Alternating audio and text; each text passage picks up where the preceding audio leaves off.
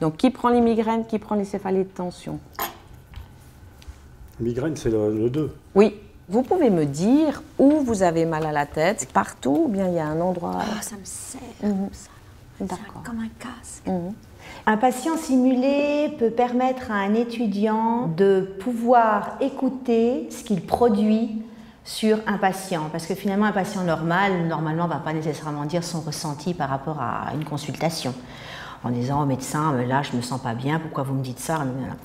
Par contre, le patient simulé, lui, va vraiment faire un feedback, ce qui permet finalement à l'étudiant de prendre conscience que les mots, ses attitudes, le non-verbal ont un sens pour le patient. L'intégration de ce programme des patients simulés se fait à partir de la 2e année. Donc dans le cursus, ça vient assez tôt. Avant les patients simulés, les étudiants évidemment avaient la possibilité de rencontrer des patients réels. Et donc ce que ce programme fait, c'est de permettre aux étudiants d'être préparés plus tôt à rencontrer les patients, de telle manière à ce que quand ils ont des vrais patients, ils vont en fait être déjà mieux préparés. Le patient simulé, il improvise, il interagit avec ce qui est ici et maintenant avec l'étudiant. Mais sur le contenu du rôle, il n'improvise pas. Il est au contraire très strict et très rigoureux, puisque l'idée, c'est que l'étudiant puisse donner un diagnostic. Et sur une échelle de 0 à 10, Madame Menin, ces maux de tête, ils se situent où? Entre 4 et 8, quand même. Ah ouais, donc ça monte très haut. Ouais. Là, en ce moment, vous êtes à combien? 5. Je sais pas, qu'est-ce que je dois dire? 4? Ouais, je crois qu'elle est autour de 4, non? Là, c'est peut-être un petit peu plus calme. 4, 5. Ouais, même un petit peu en dessous, je pense. Ah, carrément. Vous portez des lunettes? Vous avez... Non. Non? Non. Enfin, qu'est-ce que je dois répondre? Oui ou non? Tu dis que ça fait longtemps que tu n'as jamais eu de problème. Voilà, non, ça fait longtemps que j'ai jamais eu de problème. Quel que soit le type de scénario, je pense qu'on s'astreint à être proche de la réalité. Moi j'écris des scénarios de médecine générale, donc je m'astreins à être tout à fait centré sur la réalité qui est la mienne comme médecin généraliste. Et puis après, on va prendre des histoires plus ou moins complexes selon le niveau d'étudiant. Si tu prends le premier scénario pour dire que tu as des céphalées de tension, tu te tiens aux informations, oui. Après, ça c'est libre. Ça c'est libre. Après, en effet, les rôles, on va dire, les cas sont standardisés, et après ils sont incarnés, ils sont pris en charge par des corps qui sont différents. Anne-Cécile, il y a un autre qui s'appelle Dominique, il joue le même patient mais dans des corps différents. Donc finalement, l'étudiant, il est ici et maintenant avec quelqu'un d'autre. C'est des étudiants de 2e année, donc ils sont vraiment tout frais. Donc le fait de travailler en groupe aussi, d'être vu par tout un groupe, c'est pas non plus évident pour eux. Donc trouvez vraiment, choisissez bien ce que vous leur dites, vraiment soyez très spécifique et trouvez la petite perle, comme je dis toujours, qui va les aider pour la suite de leurs études. Bonjour Madame Menin. Bonjour. Enchantée, je suis étudiante en 2e année, je suis stagiaire dans le cabinet du docteur Rochat. Bien. Donc, ces migraines, elles sont là en permanence ou alors est-ce que... Non, elles ne sont pas là en permanence, non. De temps en temps, particulièrement en fin d'après-midi. D'accord. Donc, est-ce que vous avez remarqué quelque chose qui les déclenchait? Est-ce que c'est quelque chose qui se passe en fin d'après-midi ou... Je sais pas. Non, il ne semble pas. D'accord. Excusez-moi, je réfléchis juste... Je vous en prie.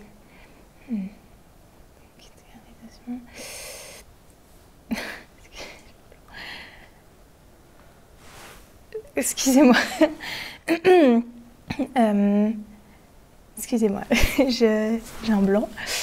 C'est difficile pour un étudiant au début d'avoir 2 têtes, comme dit M. Neibor. La tête qui est centrée sur une action médicale à accomplir, c'est-à-dire je dois arriver à un diagnostic, puis l'autre tête qui est là pour écouter le récit du patient à sa manière, et puis de jongler entre les 2 têtes. Pour revenir justement sur ce blanc, qu'est-ce qu'on pourrait faire? Parce que vous avez vu, vous avez expérimenté, vous êtes dans un blanc, ça arrivera régulièrement. Alors plus l'expérience vient, moins il y en a, mais vous aurez d'autres blancs. Qu'est-ce qu'on fait pour vaincre ce blanc, hormis faire ce que vous avez dit? Donc dire j'ai un blanc, enfin je ne sais pas quoi vous poser comme question, etc. Donc déjà le verbaliser, ça rassure le patient plutôt qu'en fait l'angoisser. Mais qu'est-ce qu'on peut faire pour justement essayez de passer outre ce blanc. Vous venez pour un mal de tête que vous avez depuis 2 mois, puis le fait de vous dire ça, ça va vous permettre de vous rappeler les caractéristiques de la plante, et puis ça va vous relancer dedans.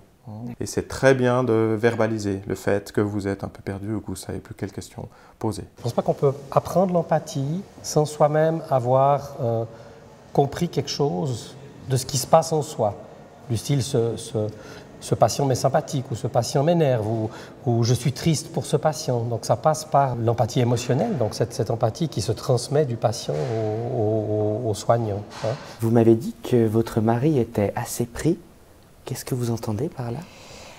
En fait, son entreprise est en train de clapoter. Voilà. Alors, j'ai vraiment ressenti, je crois, tout au long de l'entretien, une espèce d'empathie à ma situation. Vous étiez très délicat, je me sentais vraiment... et ça m'a fait du bien dans ce monde de brut dans lequel je vis actuellement. Et vous, comment vous vous êtes senti? Mais je me suis sentie assez à l'aise.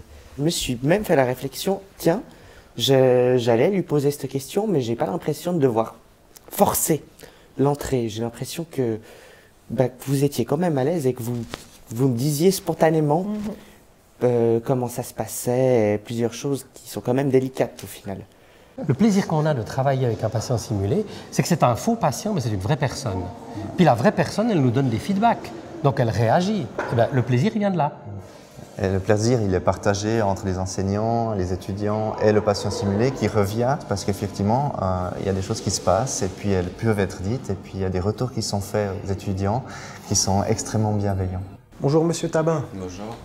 Ici au CHUR, avec le centre de formation, nous avons un cours d'annonce de mauvaises nouvelles avec des patients simulés où le scénario que l'on coécrit avec une collègue infirmière est vraiment appliqué par rapport à ce qu'on a vécu. On a fait cet examen dans le but de voir qu'il n'y avait pas de lésion suite au choc que vous avez eu sur la tête. Dans ce genre d'examen, on voit effectivement tout le cerveau et on vérifie tout. Ça arrive que l'on trouve autre chose, des choses que l'on ne recherchait pas. Okay.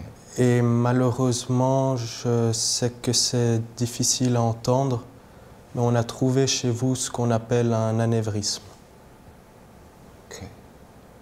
Mais c'est pas dû à la chute, du coup? C'est pas dû à la chute. Est-ce que vous avez déjà entendu parler de ça?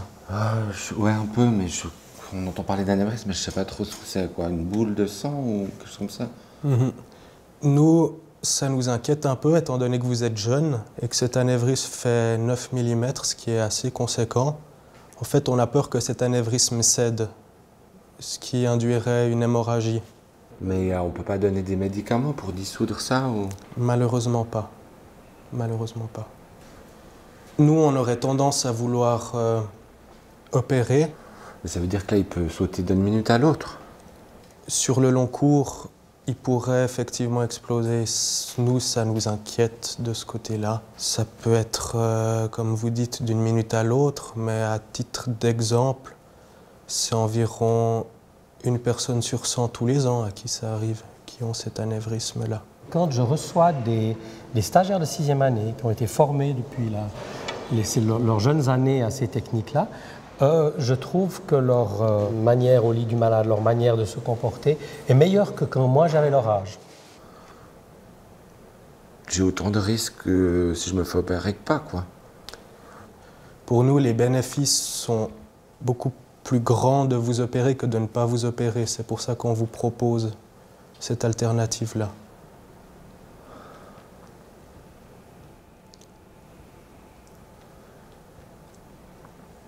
Ok, et du coup, on va pouvoir se revoir quand? Je sais pas moi. Dès que ça va pour vous.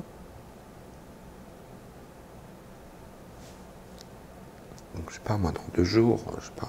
D'accord. Avec votre compagnon? D'accord. Quand je dis, mais ça peut sauter dans 2 jours, puis il me dit, ouais, c'est pas de chance. Il Ouais, n'est pas dit comme ça, mais ouais. du coup, le pas de chance à ce moment-là, il est très...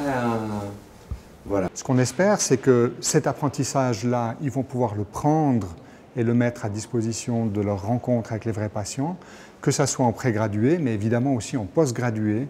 Et en post-gradué, on va pouvoir aussi de nouveau continuer à travailler à un niveau un peu supérieur, avec des réflexions un peu plus poussées. Et moi, je pense que cet enseignement qu'ils ont reçu en fait réellement des médecins qui sont plus doués dans la communication, plus fins dans l'écoute, dans la reformulation, dans la capacité de résumer les dires du patient, donc beaucoup plus centrés sur le patient.